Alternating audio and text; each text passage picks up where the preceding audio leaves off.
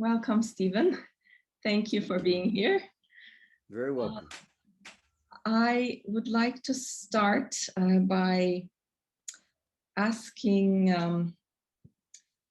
asking something related to how DIYs came into my life.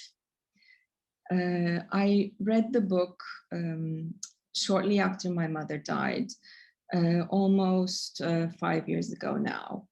And the book, among many other things, it made me realize how well my mother died and how lucky I was to have that. She was diagnosed with pancreatic cancer and died within 38 days of her diagnosis. And at first, of course, we tried to save her, go after that, 1% chance of the, the miracle cure and whatnot. And my father, who is a physician, he knew that she was dying and that it would be very soon. So he wasn't up for any of that. And we were, of course, mad at him for not trying and all of that. So we started, my mother started a treatment for a very short time away from our hometown. And after a while, she said, stop, that she doesn't want it anymore and that she wants to go back home.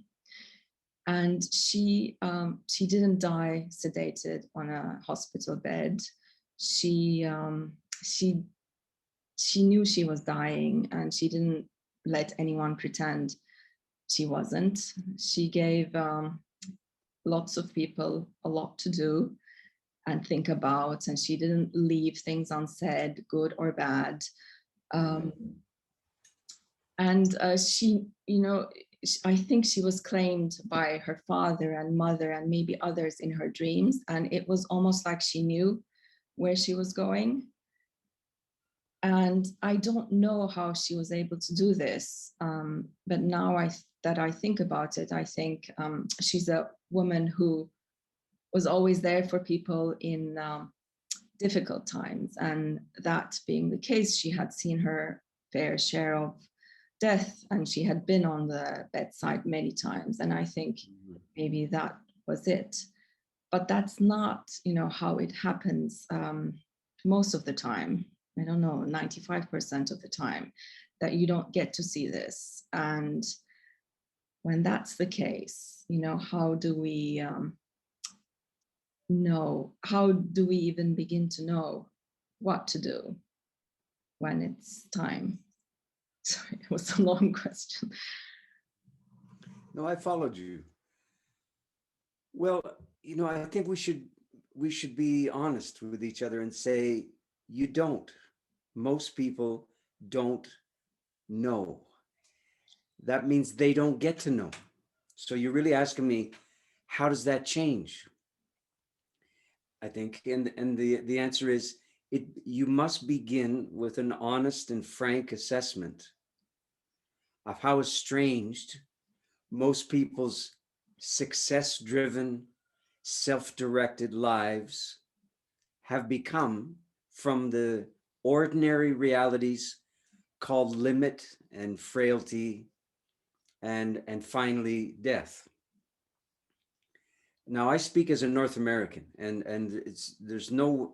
I hope that what I'm talking about is not true across the planet, and I don't believe that it is.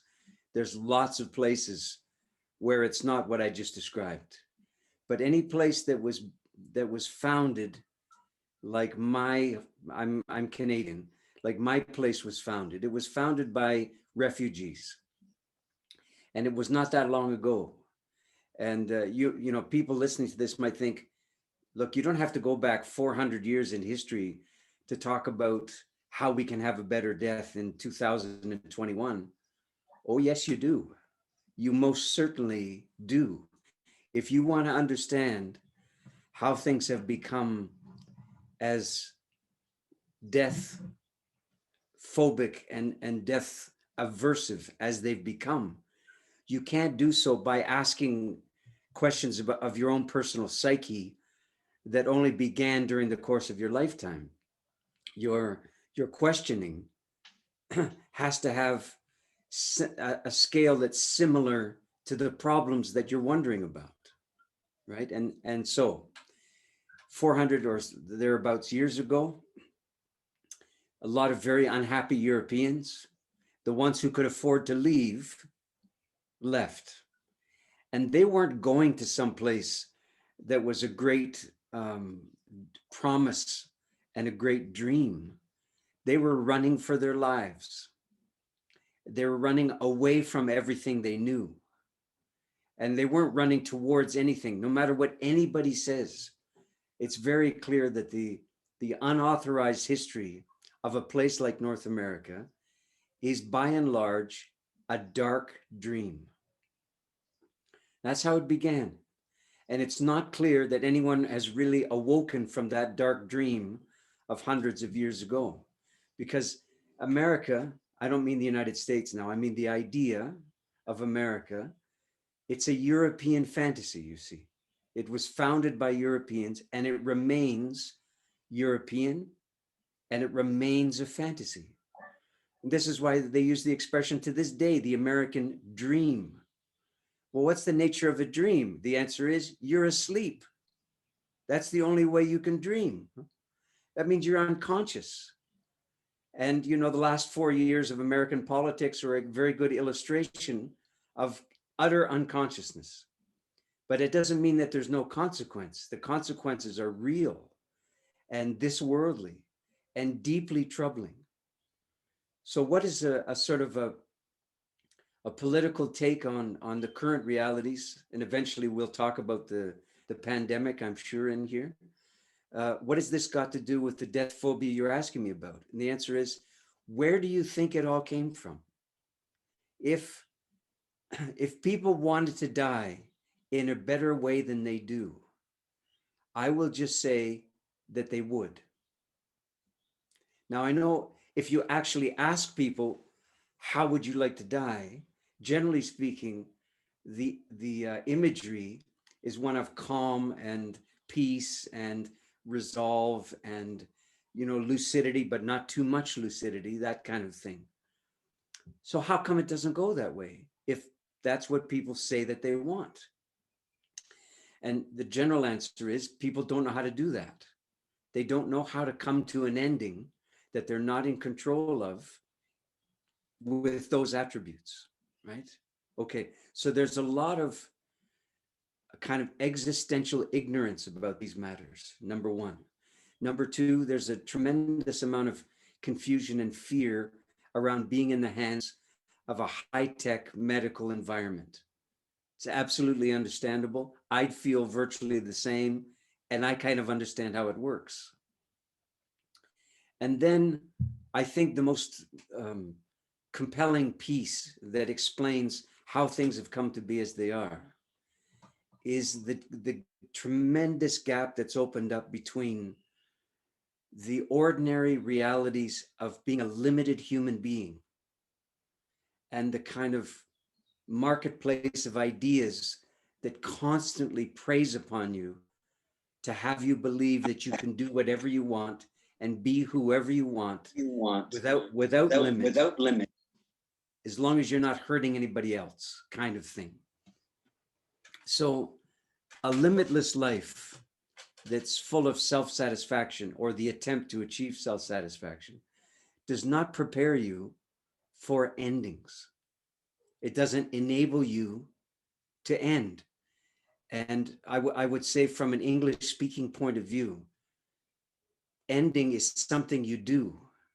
It's not something that happens to you. You have to undertake your ending, right? You have to know that that's the project. You have to have some fundamental understanding. How do these understandings come to you? The answer is during the course of your life, you have been close enough to the deaths of other people, the way your mother was, such that nothing human is foreign to you. That's how you become a human being, not by being successful, but by being familiar with the range and the gamut of human possibility, including all the calamitous ones, all the unintended ones, all the unsought and dark ones. If you're a stranger from that stuff, when some portion of it comes to your house, it will look to you as something that never should have happened. And this is why I say, you read the book, you heard me refer to the book of supposed to, this mythical, massive instructional video or manual for life that at least people in my part of the world, they open up all the time. I'm using this as a kind of mythic understanding because the book doesn't actually exist in paper, but it certainly exists as a consequential thing. And people can refer to it all the time. They get a terminal diagnosis and they can say with a very straight face that this wasn't supposed to happen, that they ate enough vegetables and they took their vitamins and they didn't stress and they did meditation and whatever it is. And all of this is supposed to be insurance against life. But there's no insurance against life. And there's no safety from that point of view and all of these things. So to summarize what I'm saying, it comes to this. The problems that we have in the West regarding dying don't come from anywhere strange or unexpected. If you wanted to know, you could have known all along during the course of your life what dying would ask of you. Most people on my watch came to their dying as a shock and as an ambush and as some kind of treacherous betrayal that life was perpetrating upon them. And you're not going to die well when you come into your dying time with those kind of working assumptions and that kind of prejudice. So the beginning is to understand the kind of dark misgivings that you bring to it. And the exceptions, like your mother, they're extremely useful, but they're useful as a prompt, you could say. I'm not sure that most people are educated by or encouraged by a good example of dying. I think what happens instead is the bad deaths that they hear about are much more present in their imagination than the good deaths are. And we could have another talk about why that's true, why we're so much more influenced by the things we fear than the things we admire.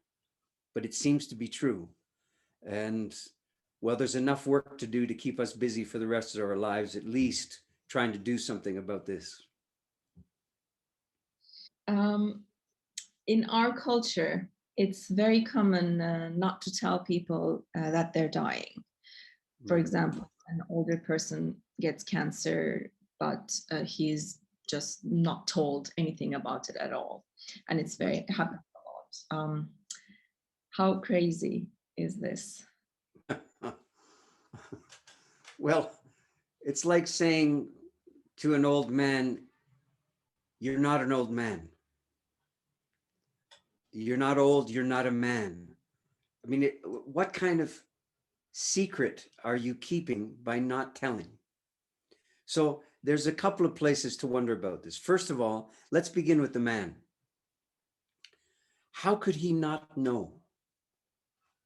Now, he might not know things at the level of sort of medical sophistication, but intuitively, if you've inhabited this body long enough, hopefully it's not a strange thing to you. And when it begins to change fundamentally and not for the better, it's not exactly a secret that something's happening. So one of the great problems that we have where I live is that we've taken all of the ordinary mystery of being in a body in real time, and we've handed the entire mystery over to the high priests of medical mystery known as physicians.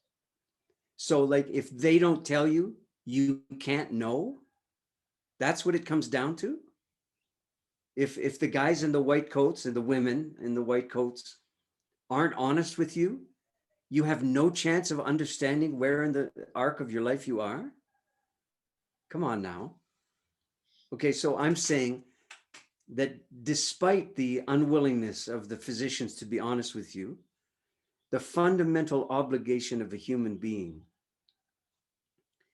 is to cultivate a degree of self-awareness during the course of your life that does not fail you when you're dying, when something's happening that you genuinely don't want to have happen. Your self-awareness is at least as important then as at any other time, right? Okay, so first and foremost, the responsibility of the dying person can't be replaced by the responsibility or the failures to be responsible of anybody else. That's one. Two, of course, there's a thing called malpractice, no? And physicians, I can't generalize about this across the world, but in a general way, you would imagine that physicians get into the medical business in order to help people. That's got to be one of their principal motivations. But now you have to translate what help means when you can't save them. And I would go so far as to say your unwillingness to be candid with them betrays why you got into it in the first place, no matter what you think, no matter if you think you're doing them a favor. And how about this? No matter if they don't want you to tell them or not, your responsibility is to see to it that they can act inside their lives with real agency.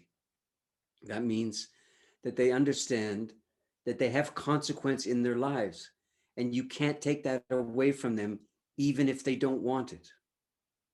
You see?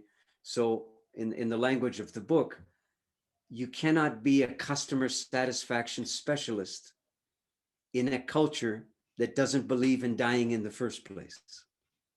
Because if you are, you will be co-opted into the project of lying to people and pretending that you're being kind to them. And not telling the truth is at least as bad as lying. Not speaking about it is at least as bad as speaking untruths about it. So you can tell from what I'm saying here, and obviously it's early in the morning for me, and I can still get upset about this kind of stuff, And what I'm saying is the fundamental responsibilities and culpabilities are not to be placed at the feet of physicians only. But there's enough blame to go around that includes the dying person's family and their friends and the dying person themselves and the broader culture. And my own work has been at the level of the culture, mostly. I started working with individual people, dying people one at a time, so to speak. And I realized very early on that dying people were dying badly, not of their own choice. They never made a clear choice to die poorly or die terrified. Nobody ever did, but most of them did.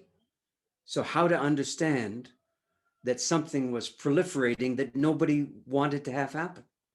Nobody believed in bad dying, and yet it was everywhere all the time.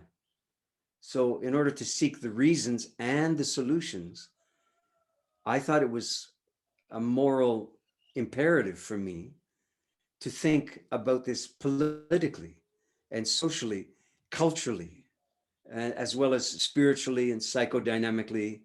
And it makes intervention a more challenging thing to dream up and to imagine.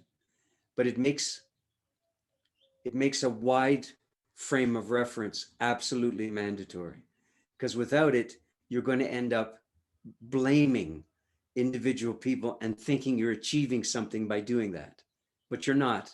That's just more of the same.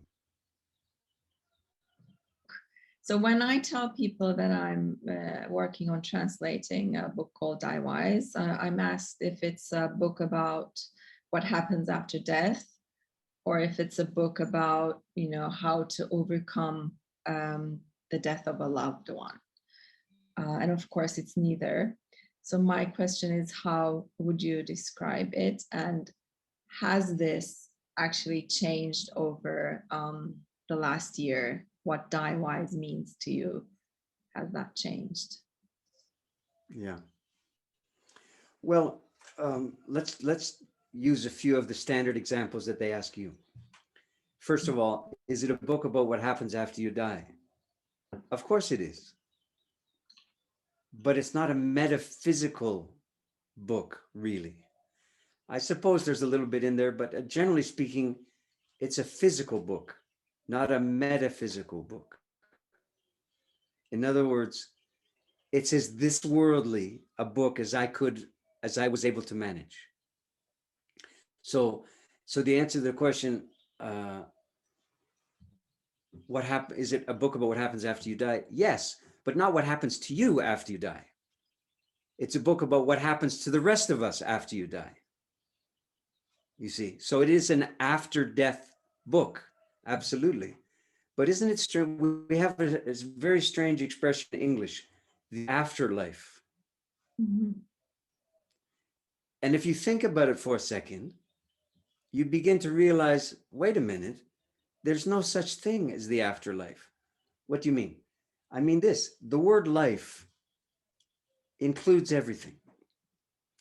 It even includes the stuff that doesn't seem to be life. It seems to be the opposite of life, like death.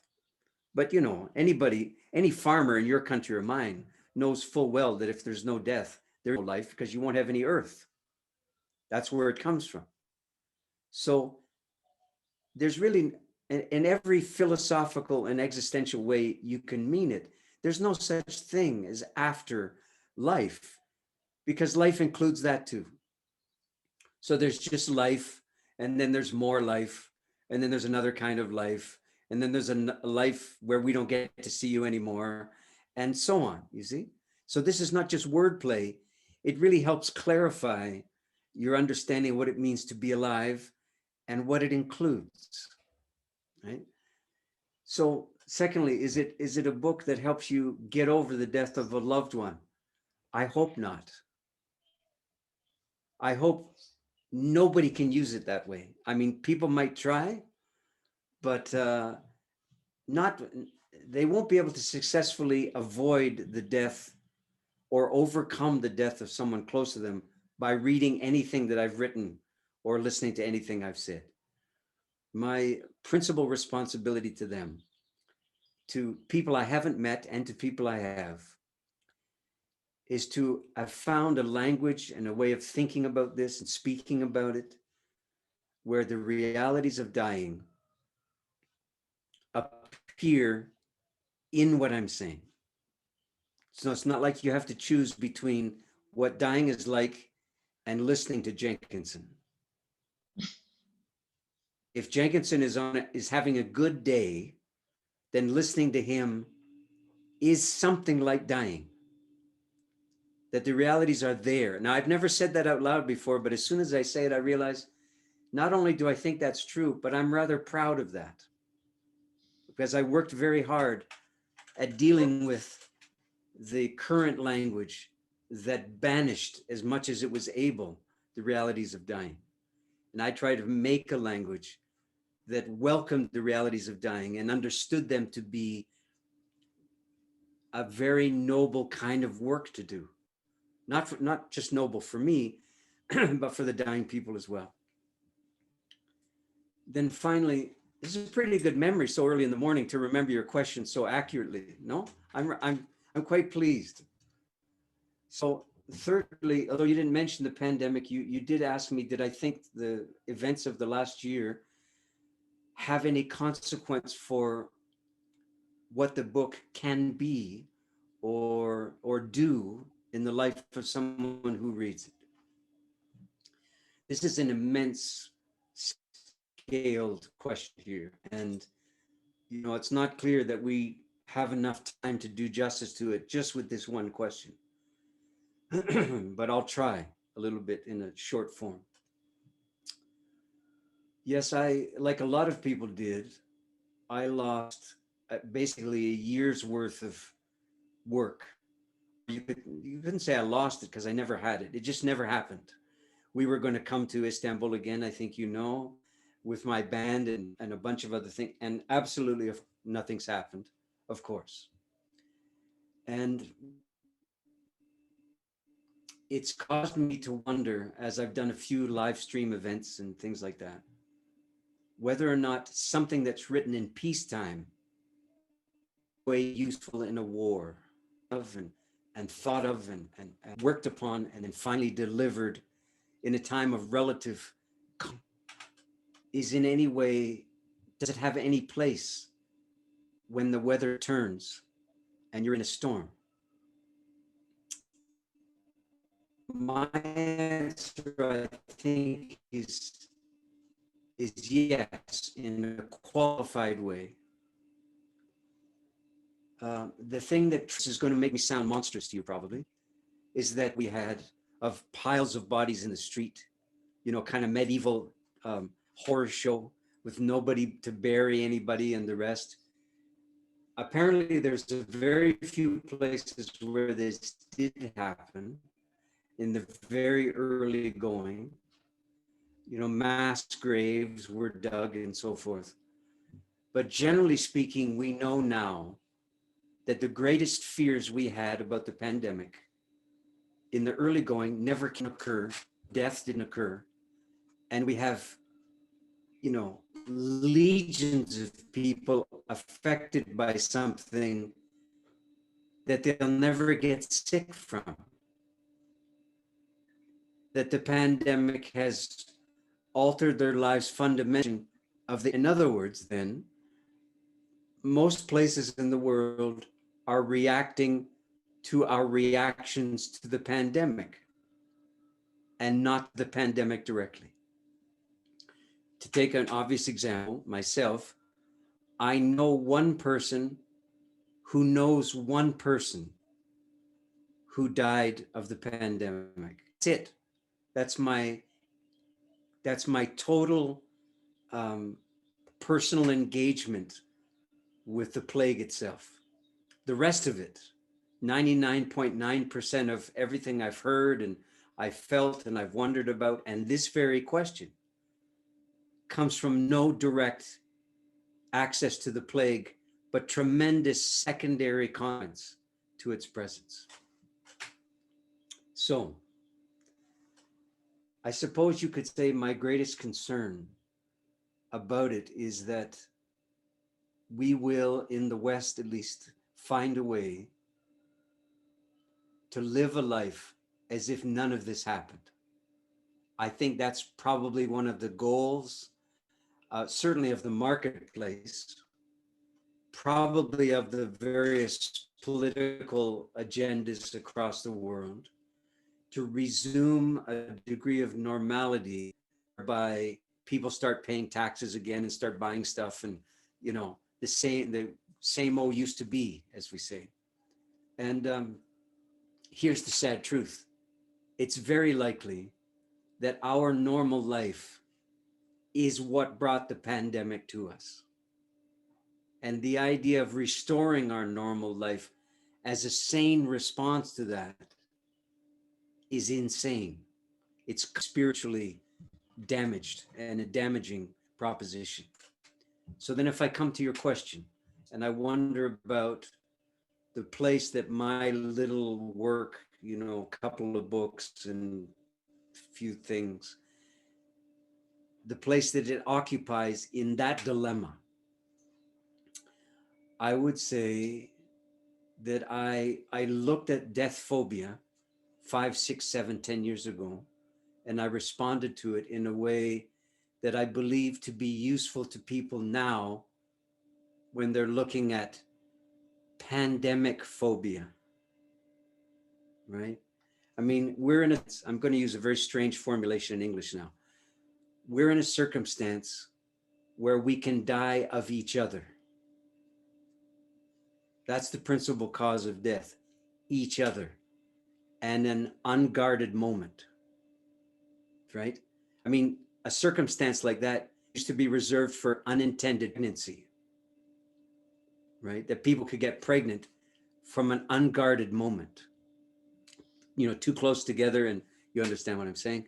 And so we have exactly the same dilemma now with respect to this pandemic. An unguarded moment, too close together, 7 days later, and you're having a hard time breathing and so on, from what I hear. So the solution has become, in a strange way, to insulate yourself against the principal cause of the pandemic, which is other people. Okay. In other words, the phobia I talked about in Diewise is being rewarded now. As long as you develop a solid aversion to other human beings, particularly in public places, you're likely to be okay. So what's the phobia? And begin to trust the presence of other people in their lives that they don't know. I'm not sure that this is going to pass easily amongst the people who are alive today during the course of their lifetime.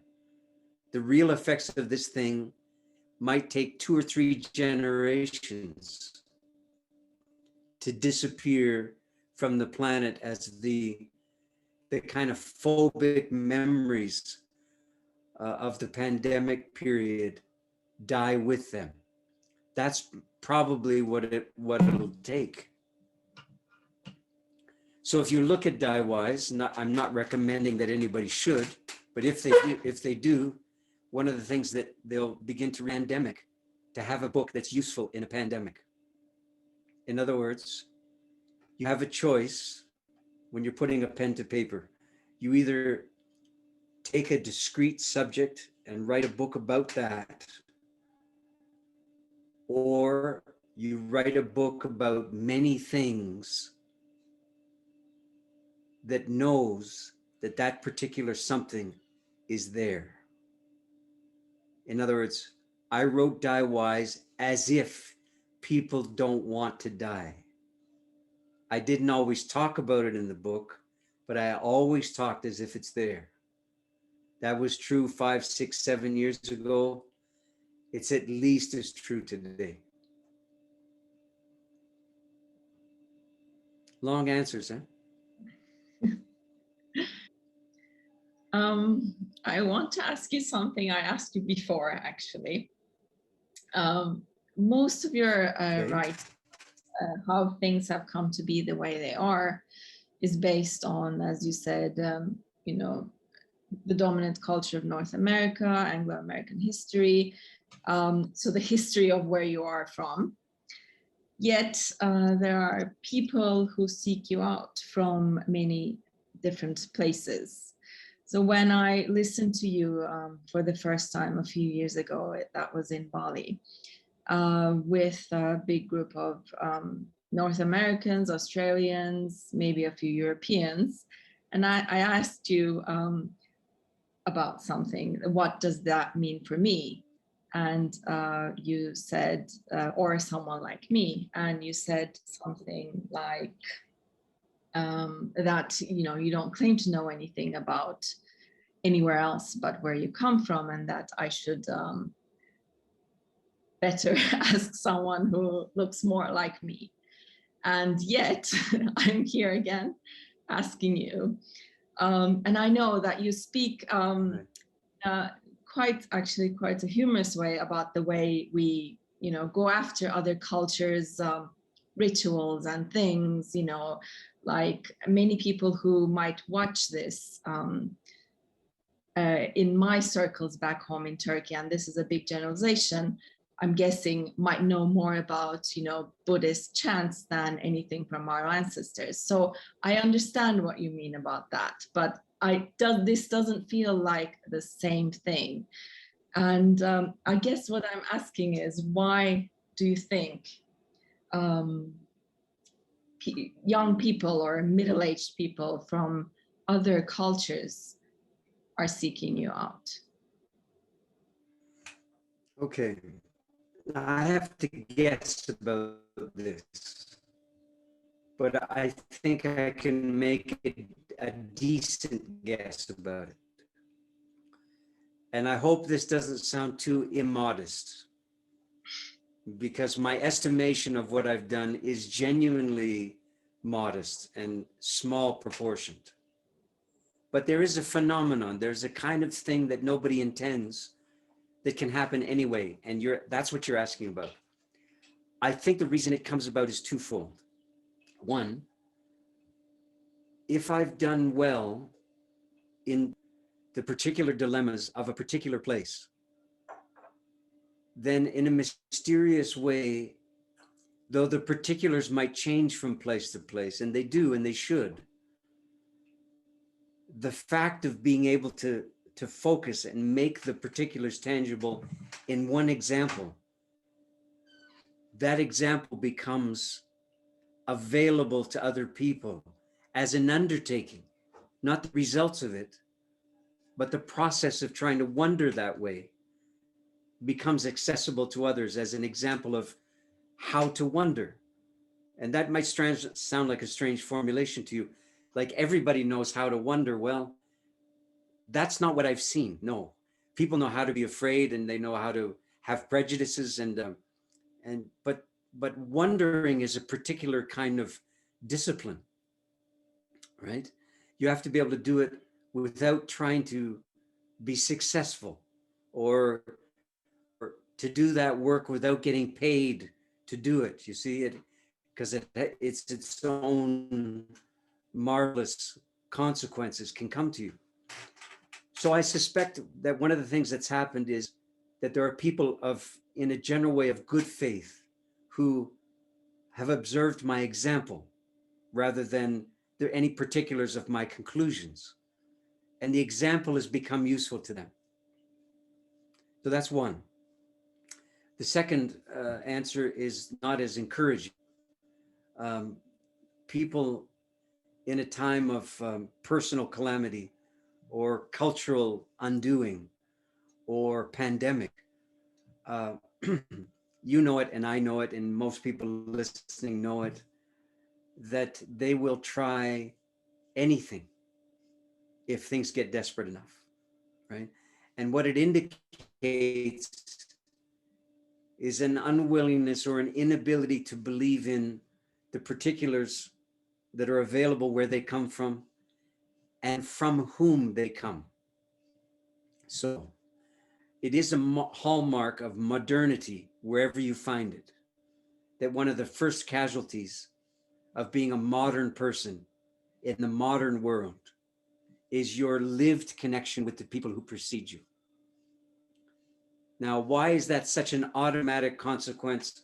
Maybe, it's a different question, and something we could talk about if you want to, but from what I've seen and what I understand, there's something about the nature of not wanting to be old-fashioned, of wanting to be contemporary and not left behind, and all the rest, that translates into leaving the past behind.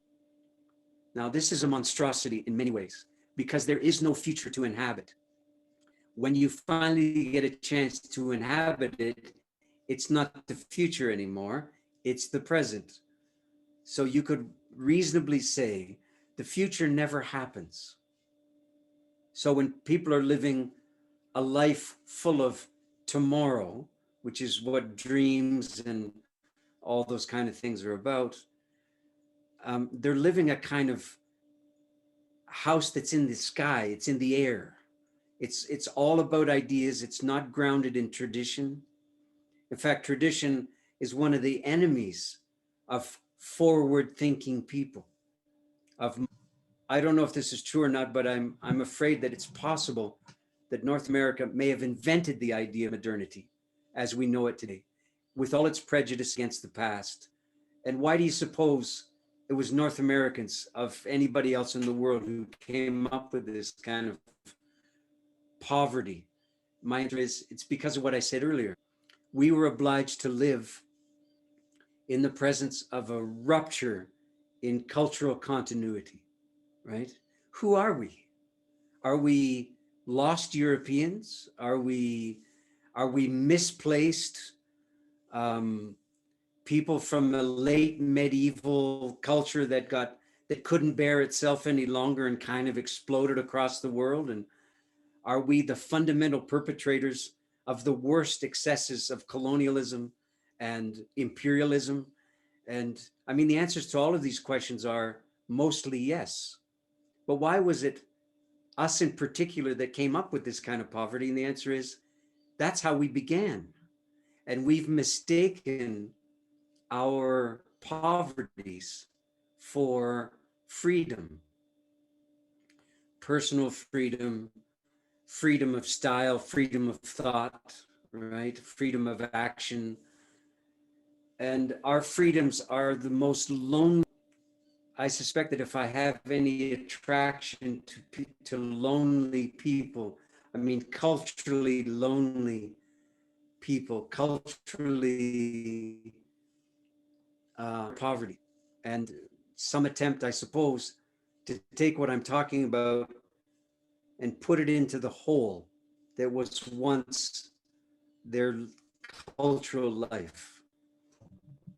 And, you know, I'm very sad to acknowledge that, of course, and it certainly wasn't my plan, but it doesn't surprise me. I should also say the third answer would be, it is in many ways a compliment to be sought out by people who are not your people. Of course it is. But we understand, you and I particularly understand that there's no such thing as faithful translation, right? Not either in language or in idea. The best you can do is find something that has the same consequence in your place as you imagine it has in the place where it came from. And so maybe there are people who take some encouragement from the fact that from very unpromising beginnings, I was able to craft, in this case of Daiwai's, a book that had some sanity in it. And if the example is useful to people, well, I take that as a compliment. I'm glad that it is. And I'm not sitting here pretending I didn't do anything. I know I did. And I know that there's merit to it. I feel very complimented if people who come from elsewhere imagine that there's something there for them. I hope there is too, but let's not just pretend that it's easy to take what I did and apply it somewhere else. It wasn't easy to do what I did, and it's no easier to translate it into somebody else's life. So there's a question from our lovely editor and publisher about translation. And she asked me to ask you how you were persuaded to be translated. And I guess she's asking because of what you say about translation. Right. Well, it wasn't hard, was it? I think very simply, I was asked, and I'm someone who loves a compliment as much as anybody else does. And it's an enormous compliment to be invited to have your work appear in another part of the world in a language you don't understand one word of. It's extraordinary, right? I mean, I compare my experience with the Turkish translation idea with an early inquiry that came from a German publisher who became aware of the book. And this is what they said. This is a true story. He said, it's a really good book and we would publish it, except for two problems. said, really? Well, because I'm thinking maybe we can fix the problems. And he said, yeah, first of all, it's too long. And second of all, it's about death. Otherwise, it's a great book. So what are you going to say? You know, I don't think it's too long, but it's long. There's no doubt. And I can recognize in the length a writer who was concerned that he may never get to do it again. And so I put a lot of things in there that have a kind of tangential relationship to dying, not that obvious. And you know, as you've heard from me just now, this is because I understand myself to be a culture worker, a psychological, to get the culture to appear on the page. I don't have any fantasies about that a Turkish audience will somehow magically benefit from my work and from your translation of it. I mean, that would be great, you know, but I know that the principal work of translation is a different kind of work than the work that I did. I had to translate the extraordinary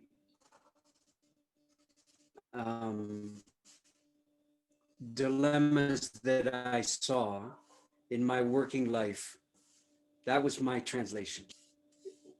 At the end of the day, it's your ear that the Turkish reader is hearing through.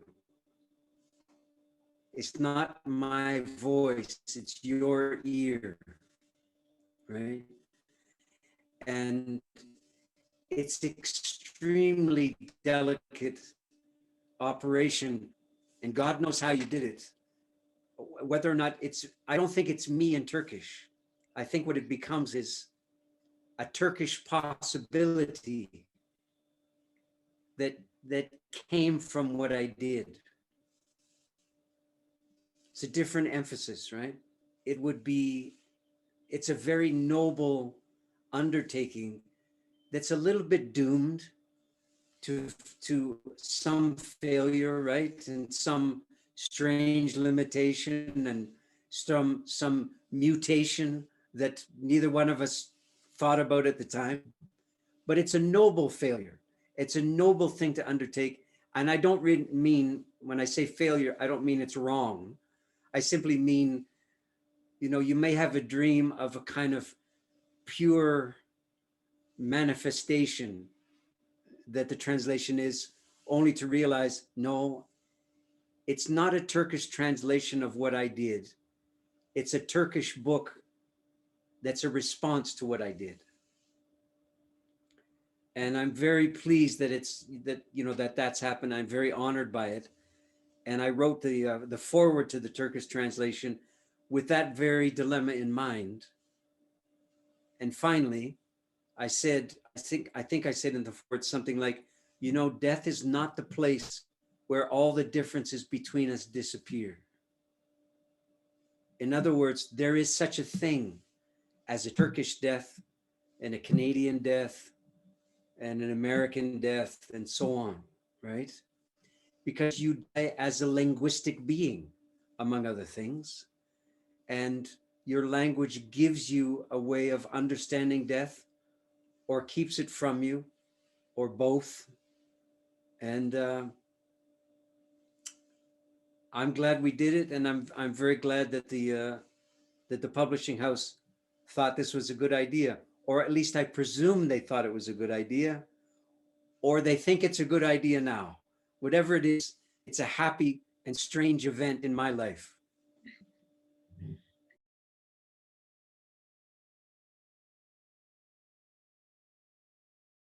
And then there's things that if I get to the edge of, you know, it's not clear that it's authorized, let's just say. It just started recording, just to let you know. Oh, really? Yes. Okay, so shall we just jump right in? We can, yes. Okay, here we go. So we've just had a technical snafu that is an indication of two things. One, that we're using a miraculous but devilish technology, and it allows certain things and disallows other things, and we can't figure out the criteria for one or the other. We're lucky to be able to do it at all, and then we become frustrated when it's not perfect. You know, it's a strange modern person's problem, or as we call it at home, a white man problem to have.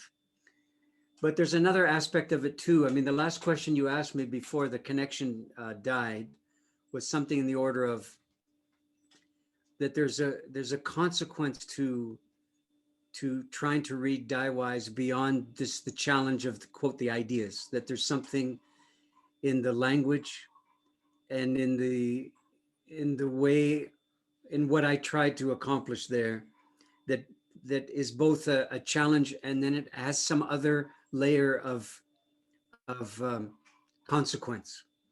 And the layer of consequence, this is me paraphrasing you now, the layer of consequence is something um, deeply challenging, bordering on some kind of transformative, uh, that there's an occurrence that happens beyond just the transmission of information, let's say. Okay. And that's what I was responding to when our circuitry failed us.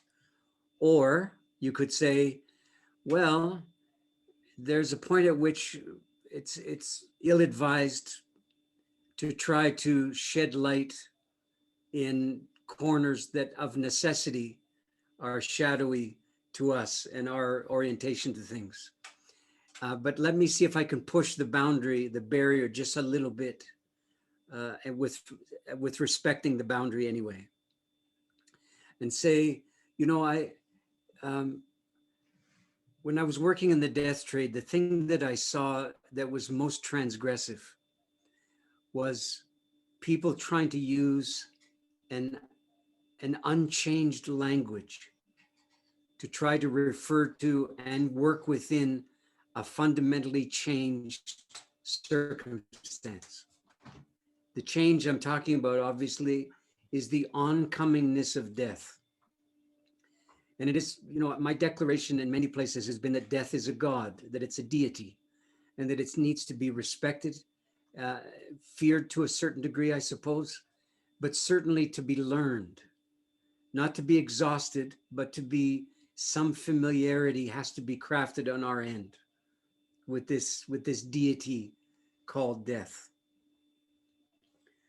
And one of the ways you do that is that you properly acknowledge that the presence of death changes every fundamental thing.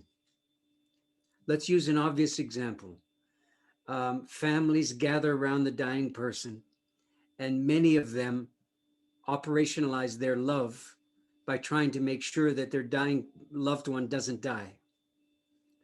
But they're dying anyway. So your love won't prevent them from dying. So then, how to understand what love's fundamental responsibility is in a moment like that? My answer would be that even your understanding of love has to be changed by the presence of death. It can't persevere and continue as it once did. So you may once have understood that your responsibility as a loving person is to keep your loved one from harm or from suffering or sorrow or loneliness and so on. But when they're dying, you can't do any of that. So what's your love for now? And the answer is you have to love what's happening to them along with all the other things. That's how you make sure that your love obeys what's happening instead of defies it, you see?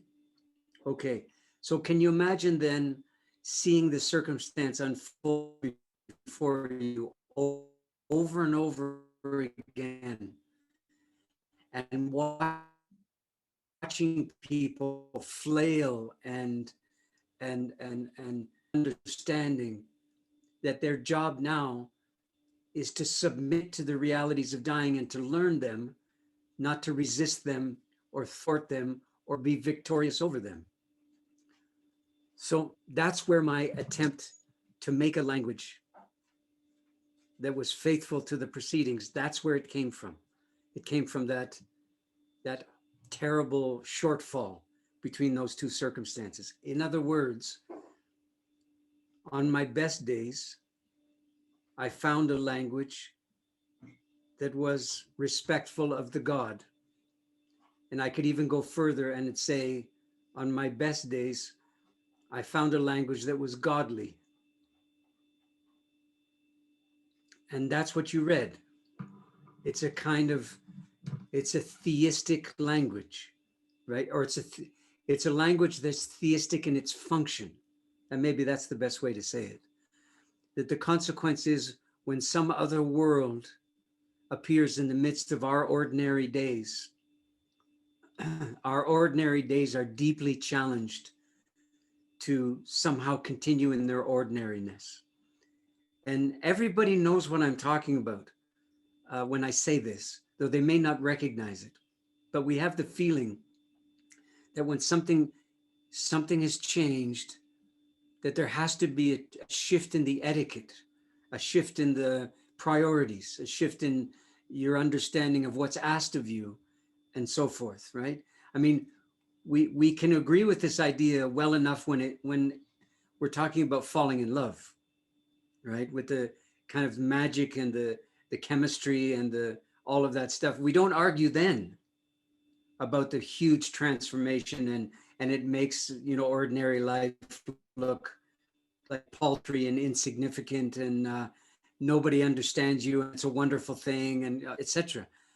But if you take out love and put in dying, you can use virtually the same language to describe it. And the only difference is one of them you welcome and the other one not so much. So I thought my responsibility was to make a language that welcomed what was there anyway. And in that sense, I tried to be a good host of the realities of dying and to craft the kind of more heightened language that acknowledged all that and tried to, by example, lead others in the direction of hospitality instead of to a war footing, all the language of fighting and all of that, surviving and all that sort of thing. And I think I did it. I would rather say, I think they gave it to me. And it's not that I had nothing to work with. I knew what I was doing, but still that's no guarantee of success, And something about that seems to have drawn you and you recognized it in some fashion. And it means, I guess they knew what they were doing to do that to me, to make it available to you. Thank you. Okay.